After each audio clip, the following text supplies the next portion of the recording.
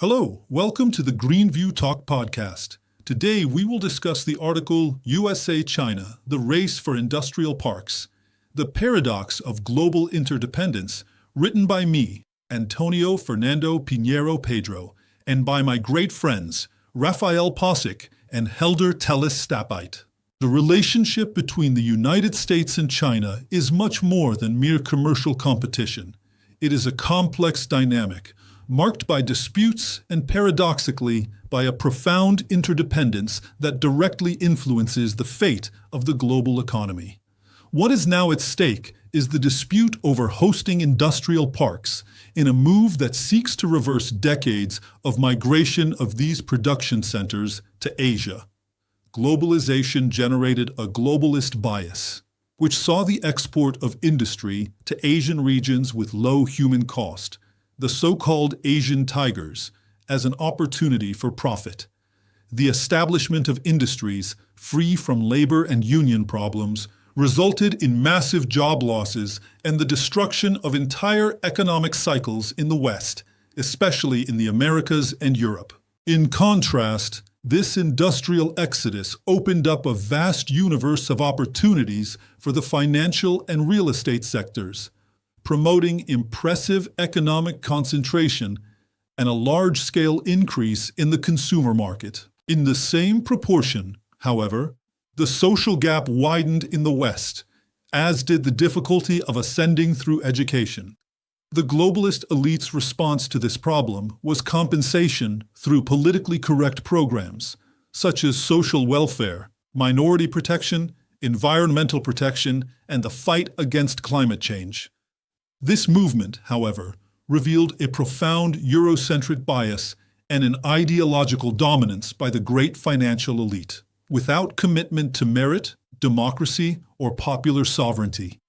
The result today is a fragmented West, troubled by moral issues and engulfed in diseconomies and migratory crises.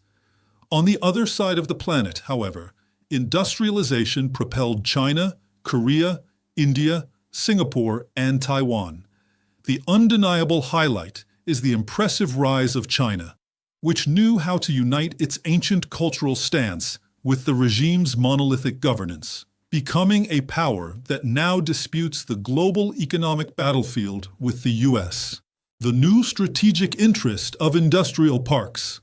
The current industrial process is radically different from that of the 70s and 80s. The modern industrial park has acquired a profound strategic interest. The US and China seek to optimize the concept of man-machine collaboration, where robotics handles high-precision tasks and humans dedicate themselves to activities that require cognitive skills, decision-making, and supervision. By grouping industries, the parks intensify this collaboration, creating interconnected production centers that attract companies, generate new jobs, direct and indirect, and expand formal vacancies, especially for young people. The installation of an industrial park generates a multiplier effect of opportunities, attracting investments in logistics, technology, and services, and strengthening local income. The American strategy, rescuing the Rust Belt. The American industrial policy, driven by figures like Trump, seeks to reverse the deindustrialization of recent decades. The strategy involves valuing national production, incentivizing the mechanical industry, and resuming traditional energy sources to restore the country's former industrial belt. This implies a review of public policies, focusing on free initiative, productive efficiency, and the reduction of regulatory hurdles. This new approach relies on rescuing nationalism, combating the activist-driven institutional capture, and disarming these institutions in the face of freedom of expression. In the international sphere, the effort aims to neutralize harmful geopolitical articulations, such as the capture of BRICS and the action of terrorist groups and politicized drug trafficking.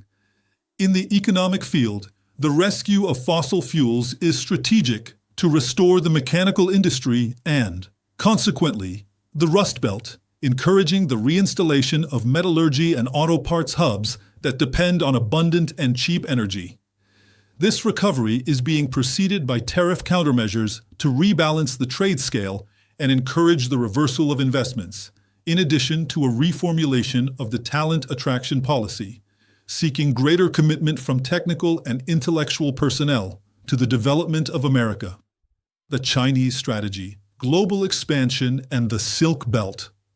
China, alert to the American strategy, preempted the facts by investing in the expansion of industrial parks outside its territory, nationalizing assembly lines in consumer countries.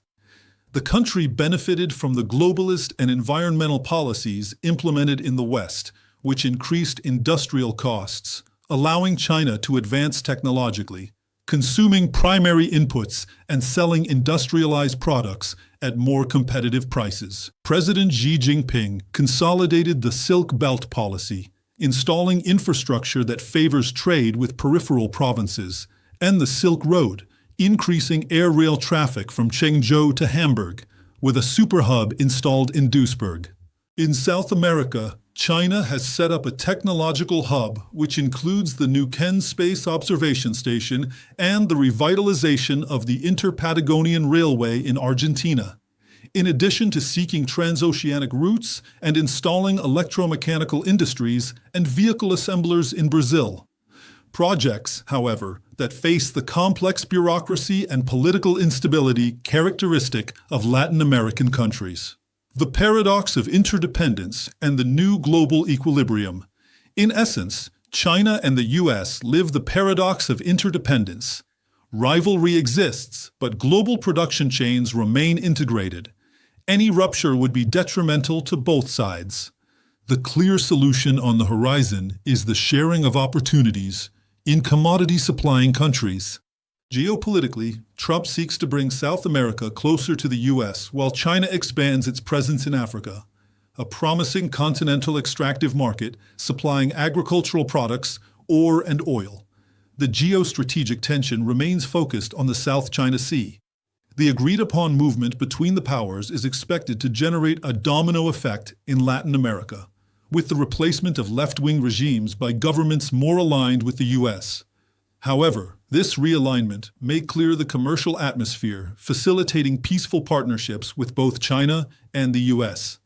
Europe, in turn, will have to review its globalist positions if it wants to compete on the board with the U.S., China, Japan, and Russia. The future of industrial parks can, in fact, redefine the global balance.